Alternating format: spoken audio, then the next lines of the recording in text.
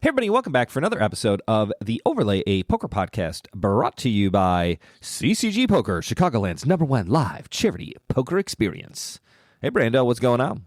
What up? We've had a slow winter. We've been hibernating on the podcast. I feel like we're about to break out. Although they tease us twice and it gets to 60 and then it's snowing and then it gets to 15 and it's raining. I feel like we're about to break out here.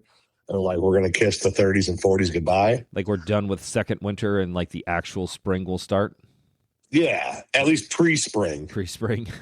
Which is better than second winter. Second winter, yeah. And plus it's that weird gloomy time of year where everybody has seasonal depression and the ground is all muddy and wet and crappy and it's terrible outside. Even if it's nice out, you can't even go outside. It's all like muddy. No, I will say the days are getting a little longer. To me, that's kind of like that gives you the kicker. Excited. Yeah. Like when I look out the window at 6 and it's not just like completely pitch black, I'm like, okay, there's light at the end of the tunnel here. We're going to make it. Daylight savings is coming up. This is soon, right? Yeah, very soon. Yeah, it's Sunday. Spring forward, fall back. So spring, we lose an hour? How's that work? We spring forward. It accelerates it. It's crazy because like it feels like it should be vice versa, where like, you know, it's already getting like in the fall, it's already getting dark earlier, and then we go back an hour to make it go even more. And yeah, here that's a nut. But this low. is great because now it's like it's already staying light until 6:15, and then wham, we get to spring ahead an hour, and bam, it's light till 7:00. Right. And then we're Gucci till summer, till the end of summer. Till fall. This is great. You Except just cured my seasonal depression. That we all lose an hour of sleep. All right, Lawton's game. What do you think the average poker player would say, when did daylight savings time begin? Isn't that how you play that game? What do you think the average poker player would say? The average poker player? Mm-hmm. Well, the average poker player is not the brightest. People are smart. Players in general, typically, it's just the way it goes. A person can be smart. People in general are not very bright. I would for sure say they would say it's in the 1800s. Okay. 18 something. Like if I had to take an over under, I would take. Because like, didn't Benjamin Franklin like invent this or something? It was his idea. Isn't that the idea? I thought it was the farmers. I thought it had something to do with the farming and the sunlight to grow the crops longer in the summer. I could just be making this all up. I feel like you got to chat GPT this. I do. Right, I've got it up, so obviously I can't give an answer. All right, here we go. It has been observed for 117 years. Quick math, Brando. What year did it open up? So 1908. Wow, he fucking pegged it on the first try. I'm impressed. 1908, which I always thought it had something to do with Benjamin Franklin. I don't know why I'm shorting his name like we're buddies. Just good old Ben. Ben. Farmer's Almanac, Ben. Daylight saving time, according to Google. Daylight savings time, also referred to as daylight savings time, which is the same thing, Google, is the practice of advancing clocks to make better use of longer daylight available during summer so that darkness falls at a later clock time. So I guess it doesn't have anything to do with farmers. It has to do with kids being able to play outside longer, which I'm kind of okay with. That can't be right. I mean, it's what it says. Google, the internet never lies. It doesn't say anything about kids. Well, I threw that part in. I'm just saying it's not for farmers. It's for kids to be able to play outside longer because, you know, it's lighter, darker. Sure. Darker, earlier. Something along those lines. All right, speaking of internet rumors, that's what we're going to get into this week's episode of the podcast, The Overlay, where we talk about all things, including farmers complaining about daylight savings time and shortening non-presidential founding fathers to just Ben. Major change announced to the 2026 WSOP Main Event, which 2 players from CCG are going to play due to the wonderfully amazing free roll that we got coming up. 2 players are going to play in that. But what's the rumor, Brando, for the new change? The rumor is that, the official rumor is that the final table will, quote, be delayed. Yeah. And then that has spun a internet whirlwind to think that maybe it's going to go back to the November 9. Because what could be better than an entire internet reeling with uninformed guesses of what may or may not happen. All right, from the World Series of Poker, and this is a quote from the World Series of Poker, I guess. Play will proceed until the final table is reached on July 13th, with specifics on the main event final table play dates and broadcast coverage to be announced at a later date, which leads me to believe a couple of things. One, it is very possible that we're going to be doing, might not just be on Poker Go. It says broadcast coverage. I was thinking maybe that could mean that they might be broadcasting it on a different, not just Poker Go and the internet in general. But then obviously they're not going to just run the main event straight through. They're going to do some kind of version of the November 9 or the August 8 or the September 7, the October 10. What do you think? I don't know. The October 10. No, I don't know. It does seem like they have some sort of bigger plans here that they either don't have set in stone, not released. I mean, that's what it makes it seem. Yeah, or it could be a couple of different things. It could just be a marketing ploy to get people to talk about it and run wild with the ideas, which is kind of neat. And then maybe somebody will come up with some off-the-world idea that the WSOP is like, oh, that's better than what we came up with. Let's go with this crazy guy from the internet's idea. I'm hopeful that it means we might be able to go back to the days of the ESPN primetime, World Series of Poker on TV, primetime TV, which I always thought was the most fun in that, late 2000s into the early 10s. Yeah? Yeah.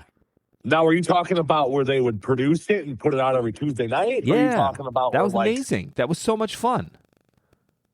Then they also had it where, the pre-Poker Go, but still the same style, where, day 1A, day 2, day 3 would all just be on ESPN.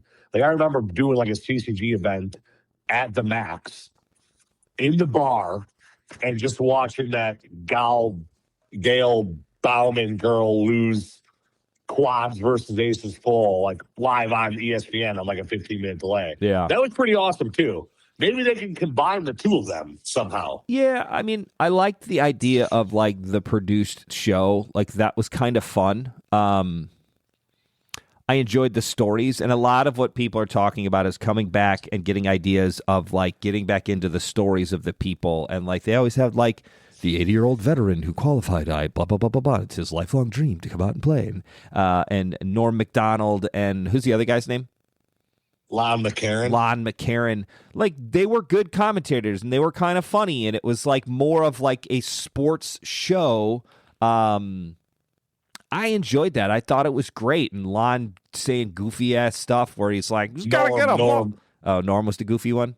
Yeah. I can never remember Siskel and Ebert too. Which one was the fat one? Ebert was the skinny one? Siskel was the fat one. The two famous Chicago movie critics? I never know which one's which. Just like I never remember Norm and Lon. It wasn't one of them. Didn't one of them pass away? I don't think so. Okay. I really don't know anything about these commentators that I genuinely like. No. They didn't pass away. Don't start that rumor, Ken. Right. But yeah, I always thought that was super fun. And don't get me wrong, I love the fact that it ends up being on. I love that it ends up on demand on Poker Go, and you do spend $100 a year if you are a Poker Go member. And it is nice to have it. I never watched them other than during the series itself, but it would be kind of cool to have it on there. And occasionally I might put it on in the background if I'm doing something, watching the old school WSOPs is super fun. And we've had whole episodes about poker content in general, and Poker Go does an incredible job of it, but I do miss the TV days where everybody got to see it. And it was just a wider audience. So hopefully that's part of what they're talking about when they say broadcast coverage. Although, because it is a little niche now, right? It is like you have to be subscribed to a poker app in order to watch it. Which I guess everybody's doing now, right? Like with all of the streaming apps like Paramount and Hulu and HBO and Cinemax or whatever. They all have their own thing that you have to buy now, which is kind of a pain in the ass. I miss the old days of cable. You just had a cable bill, one bill, not 9 different streaming services. And I can never remember my login for any of them. Then I got to type out my email address on that super little thing with the remote, which is always a pain in the ass too. It is. Although I do like the old login from your phone, scan the QR code thing they got going on now. But then my dad has to call me on that. Better. So it's like if it's easier for me to sign in, that means it's harder for anybody born pre-1980 to figure it out. It's pretty tough. Agreed. Now maybe they'll come with some sort of, because I remember it. I was a teenager, so it was I remember those summer nights, as the circuit was going around, they would just produce, and they would do it for all kinds of the circuit horse event. They would go to Tunica and just do coverage on the horse event. Yeah. And not even just the main events. We're now, the circuit's going on at the Horseshoe in Hammond, and they barely even have a single reporter and one photographer. Do they even have a reporter there? I don't even know if the reporter comes in until the main event weekend. I don't think they do. I don't think they do anything other than, the main event, which is fine. I get it. Who really cares about the $400 horse that had 80 people in it? Who gives a shit? But I mean, for us that are actually playing in it, it would be nice to have a little bit of that experience of, seeing what's going on and what it's like. It is kind of crazy though that 20 years ago that stuff was on ESPN. Yeah. And now they don't even have coverage of it because it's evolved and it's different now. But it is kind of weird when you think about it that way. Mm-hmm. But I remember being so excited. It was either Tuesday nights or Thursday nights. It was 7 p.m. on ESPN. The brand new episode would come out. They'd have all those introductions with it's the greatest game in the world. Correct. And remember the degree all-in moments. That shit was fun. I love that. They don't do that anymore. Go back to that. Random hand. And the jerky hand. Seems the Jack Link's mystery hand or whatever it was. Why would they do that? Oh yeah, the mystery hands were great. That was forefront of poker content. It's like caveman drawings compared to what they're doing now, but it was fun. I enjoyed it. I liked it. It was. And I think the biggest thing is that the poker was out to the masses. You could have my random grandma could watch it on a Thursday night, or anybody in the whole world. Yep. Well, now you get a guy like me who is very much into poker, and I don't watch it because it is kind of a pain in the ass to. I know I'm gonna have to figure out where it is and how to get on there and go to Poker Go, and then I got to watch it on my phone or my iPad, which I never really want to do. I don't know, and I know TV has changed where people don't really watch television the way that we watched television back then, right? You would just turn on the TV and flip through the channels, go to the guide, find something. Whatever. You got a guide and watch it. And then you'd be looking for something to watch, and you would be flicking through and be like, "Oh, WSOP on the ESPN." You would just click on it and watch it, and that is probably not something that would happen anymore. So the idea of getting more people into the game, I think, was kind of due to the guide, right? When you run out of shit to watch on TV, you're like, well, let me just turn on ESPN. Oh, there's poker on. Cool. I'll watch that, and then you watch it. Whereas, I don't think I even know how to turn on my cable on my TV. I don't. I'm to the age now. I don't. Wild statement. I don't know how to. I don't know how to use it because now, with Xfinity, it's an app that you go to on your television, your smart TV or your Apple TV. You just click on the Xfinity app, and then it pulls up. And I only have to do it a handful of times a year when I want to watch the U.S. Open of golf, or I want to watch the Bears game. Then I have to figure out how the hell do I get to the Bears game? I don't know how to just get channel 9. It used to be you turn on the TV and you flip through the channels. And you just flip through, and that was part of that was the doom scrolling back then, right? Because I still had a freaking flip phone at that time. Man, yeah, we had the razors. We were ahead of our time. I remember paying $8 for a ringtone. I remember paying $4 for the pre-ringtone. We're they would hear a song while it was dialing you. Why would I do that? Why did I pay $8 for a ringtone? Like, that's nuts. I did. Yeah, Learn to Fly by the Foo Fighters in 2004. I had to have that as my ringtone. CNC Music Factory. Anyways, November 9th. I want to say two things. Clearly, they are not going to play the WSOP straight through. That's not going to happen. There's going to be a change at some point. If they decide to wait 2 weeks, 3 weeks, 2 months, whatever that case is, there's going to be a delay between when it ends and when it not and when they actually play. Which leads me to believe a couple of things. The first thing I want to say is you and I were talking before the podcast about when did the November 9 start and how long did it go for? And I had no idea. I don't remember ever watching, caring, or thinking about the November 9. To me, it lost a little bit of interest when you have the entire poker circus going in Vegas and the largest show that you're putting on during it, and then to tell the audience, oh, cool, wait 3 months, and then we're going to show you our big grand finale, to me seemed like a really long time to drag it out. You know, I didn't like it. I still don't like it. Plus, like, it also, then all of the players got to study the other players. They got to study the spots. They got to study ICM. They all hired coaches because they all got ninth place money. Yeah. And they all have $1 million now, so they can hire somebody on how to play 12 big blinds and if they double up and ICM and all that stuff. It's just like, and positives. There's positives from that too, right? Like they can get sponsorships. Like that's super cool. Like I love that idea. You know, like I don't think there's not going to be as much opportunity to sell a sponsorship for my spot at the final table when, you know, it happens tomorrow, right? And then who's going to come and if they do, it's not going to be enough to, like, I don't know, whatever. Like, at least this way you could be like, all right, I go full on freaking tin cup rocking, you know, Lou's Trucking from Oak Park, Illinois. Like that's a Waffle House, you know, like I'd have a bunch of banners and stickers on my arm. It'd be great. That part I enjoyed.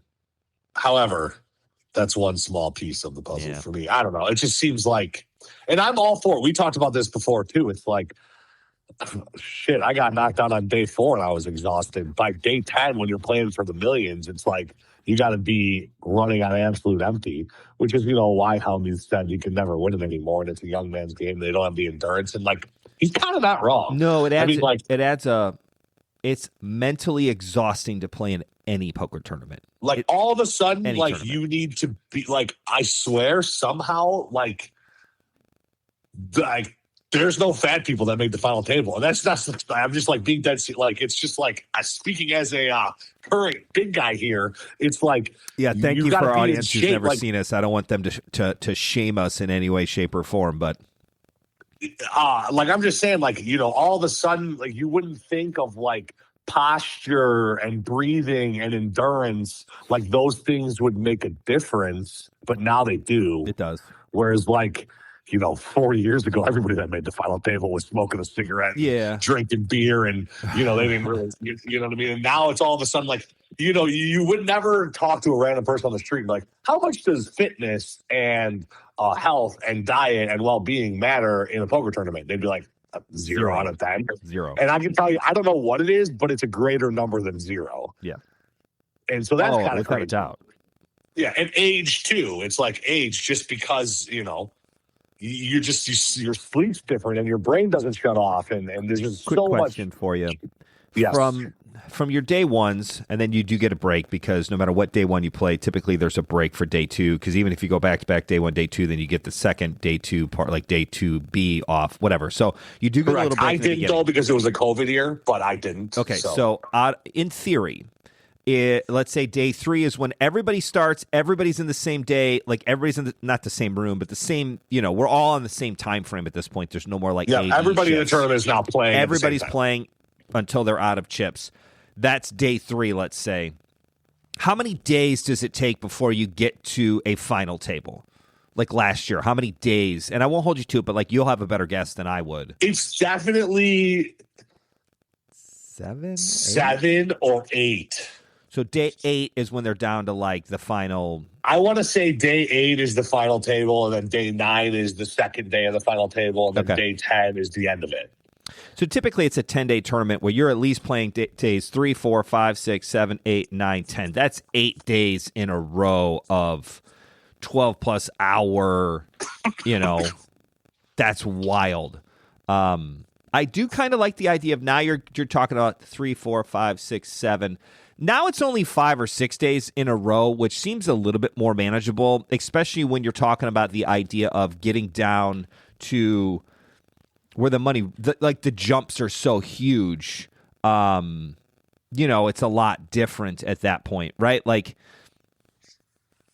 the amount of money that they're playing for and the decisions that are being made are now hundreds of thousands into millions of dollars, where that shit's important. Like I have no problem with giving them all the time in the world, because they're like the one time where you can be like, it's not for millions of dollars. Oh wait, actually it is. It doesn't work this time, Yes, I agree with you there. I don't mind giving them a break, going from all of July, August, September, October, 4-month break. I don't know. That seems too much. I think you lose people's interest, and it's hard to reignite people's excitement for something that's been kind of on delay. Can you imagine if we played the World Series, the World Series of baseball? I guess that's just the World Series. Imagine playing the World Series, getting through all the baseball playoffs, and then be like, all right, cool. We're going to wait until after the New Year's to play the championship game, Yeah, it's kind of like, that with the college playoff. There's like almost 30 days off from the end of the season to, I was going to say, like, IU's first games, but you just definitely. But they always address that's an issue and that's a problem, and like people are fatigued, and once that playoff starts, it kind of goes quick. It's week by week by week. It would be like saying, okay, let's get to the national championship game. Now let's take a month off and then do it. Or like playing a baseball series and going to game 7 and be like, all right, game 7's in 2 weeks. I mean, the Super Bowl is what, 2 weeks off? Well, 1 week and then another week. Well, no, they play the NFC-AFC championship, and then there's a week off. 2 weeks later is the Super Bowl. Yeah, there's 1 weekend off. But that's really only 1 week off, because there's always a week in between games. Correct. It's a one game skip. So I don't know. I would say the best and then the World Series typically goes a couple of days out. I wouldn't mind if they made it where it was the end, the absolute end. Like, there are no other tournaments running. I think you might get a more idea or more chance of people to like play in like the little mini main or the last whatever tournament, do some kind of giant, $500, $600, $800 thing, and it's like, and you get a ticket to like a poker stadium where you're going in to watch the final table. Like, that might be kind of cool. Although poker in general is not a great spectator sport unless you can see the whole cards. Does kind of suck. But, at least there might be some kind of way to do it that way. I think that I'm totally cool with, and I think that might be a great way to give the players a break, give them time to build stories, which is what they've talked about doing, where they're like, all right, we're going to go interview these 9 guys and figure out what's what and what they're doing and why they're doing those things. And, it's great. I don't mind waiting a small amount of time. I do mind 4 months. At that point, I have forgotten. I don't care. It's not as exciting. Chris Moneymaker doesn't benefit from waiting 4 months to play Sammy Farha heads up at the main. You know what I mean? Like, I don't know. You lose that. That doesn't happen. Right? Agreed. I do think it is kind of a logistical nightmare, because it's like, well, if it's 7 days off, if it's 10 days off, now all these people have to stay. Well, but like, again, you're talking about 10 people on the planet that are now going to be playing for millions of dollars, and they're guaranteed $1 million. You give them $1 million, and again, hey, fucking Caesars should be giving these guys presidential suites, like Abu Dhabi, like chic type suites that don't even exist in the real world. They only exist in movies. Give it to them. There's got to be 9 of them out there somewhere. Agreed. One guy might have to go to Henderson, but just give it to the short stack, like big stack. Shorty. Yeah, Chip Leader gets to pick the first one. If you could pick. All right, here's a great one.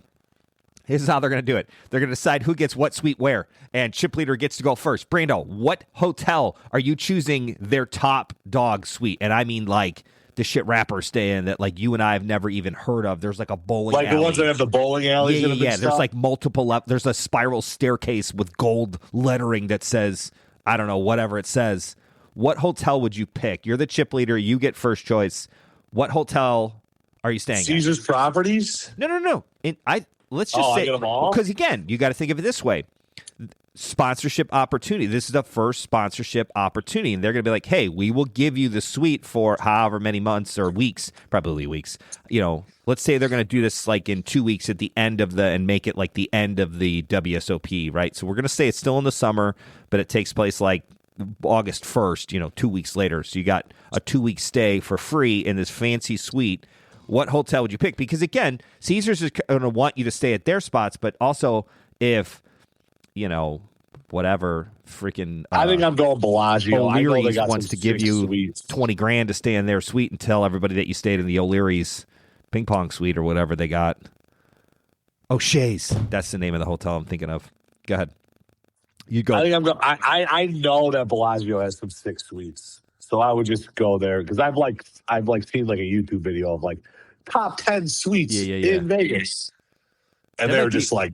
That might be a fun episode. I mean, we're never going to go in there, but it would be nice to just like see if we can figure out what some of the rando suites are. But I don't know. There's got to be some. There's some random hotels got to have some epic suites. I think if you picked Bellagio first, because I think you just by default you can't go wrong with the Bellagio. That's got to be number one. Got to be number one. It's like known as like the ritziest, elegant, most sophisticated. I know the wing is sick too. I always stay at the wing. You can't beat. I would say. But now there's those new places like the Fontainebleau. They gotta have a sick that one. Would be cool. I would do like Cosmopolitan would probably have some cool stuff, like a little bit different vibe. But I always like the Cosmopolitan. I think that might be a cool place to stay. New York might let you just keep the whole hotel. So it's just like we'll throw everybody else out. Just ride the roller coaster. The Luxor. Yeah. Like we'll just close it for you and your buddies. You could just give it to you and whatever you want, Me, you, Sal, and Mike can play Catan in the middle of the floor on a craps table. Like that would be fun. Yeah. I would go to the Hershey's place. And, yeah. Eat a bunch of M&Ms like out of that tube. It's probably like 40 years old, but who cares? They're M&Ms. I was about to say, I would eat an M&M out of those tubes. Absolutely. Those things are probably the cleanest M&Ms on the planet. So I do like that idea. I think the best case scenario is if you could eat only M&M. No, I'm just kidding. I love the idea of giving them a little bit of break, finding those stories where we can talk to them and be like, oh, this guy lost his wife 5 years ago and decided to play poker at his local VFW hall, and now he's playing in the August night or the final table, whatever. Like that. That's always super cool. He's putting his mom through nursing school, and like they have all those cool, heartwarming stories. This guy's a degenerate gambler and owes so much money, and if he gets fourth place, he'll actually get to keep some of it. Like those would be fun stories versus. It's hard to understand who's there and what's going on, and it does happen so fast that it feels kind of rushed. So I like the idea of it staying in Vegas during the World Series, but delaying it as like the final curtain call is just the main event's final table. That, I think, would be really cool. I'm not a fan if they want to move it a couple of months later. I just think you lose so much of the excitement that you've built up. And as much as they try and bring that back in November, most of it's gone. Like all the players are gone. All the people that played the tournament that had interest in it are gone doing their own thing. You know what I mean? It's like, I don't know. November 9th seems dumb to me too, but I do understand giving the players a break and trying to make more money out of it, producing it 48 hours would be enough to do that and interview each one and make a story. Like those guys can work quickly. Like it'll be fine. Meeting the media, they can make it work. Shit, I'll go do it. And the sponsorships can get their shit in a row, and 48 hours is plenty of time. Yeah, I mean, and again, or make it like a week where we're doing it at the end of the World Series, and it's like the last thing that happens. I think that would be a great way to sell it. And you could still make more money from it as a company, all kinds of cool stuff. So that's kind of where I'm at on that one. I think we agree with it's not great. I don't want it to be a super long delay. I don't think you gain anything from it. Unless they're going to do it on ESPN, in which case I fully support it. I agree with all your statements.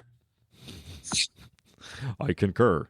I concur with everything you just said. Just a blanket. I agree. Right. Second, and I don't even know, I did mention this to you. I did also hear a rumor, not that I have any kind of insider information. Yeah, I was about to say, from who? I just found on Twitter. It's my Twitter internet rumors.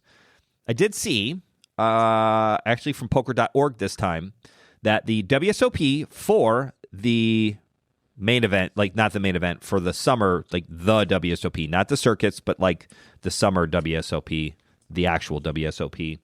I got it. They are doing credit cards are going to be a form of payment, which they were last year, correct? Like you could use a credit card to pay for your seats and your tournaments and whatnot through the app? Yep. Okay.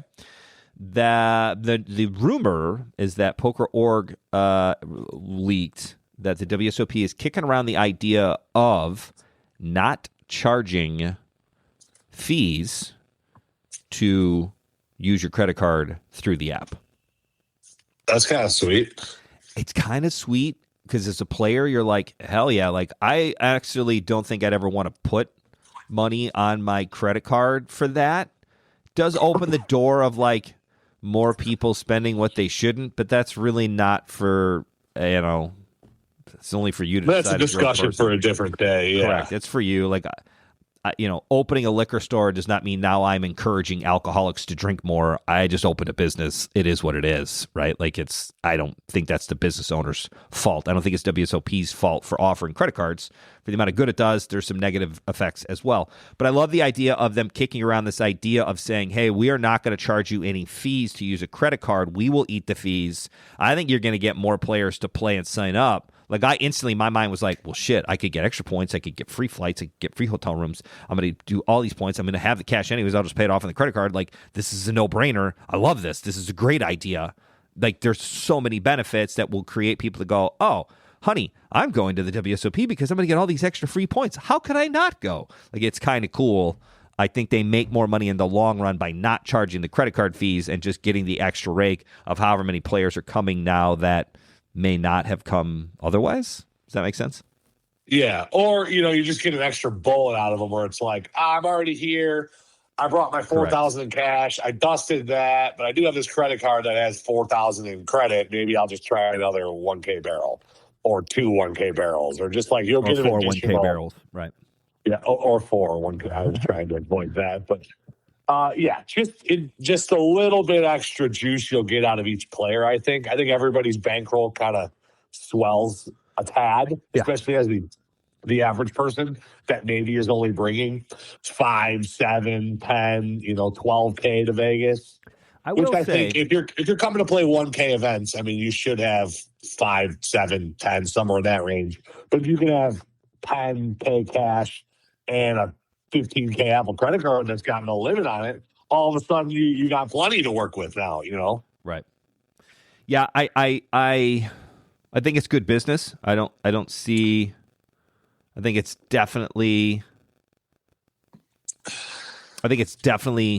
something they should do, and I think in the long run, whatever they lose from paying extras in fees, that they're going to make up for in goodwill as well as just more players playing, like, for sure.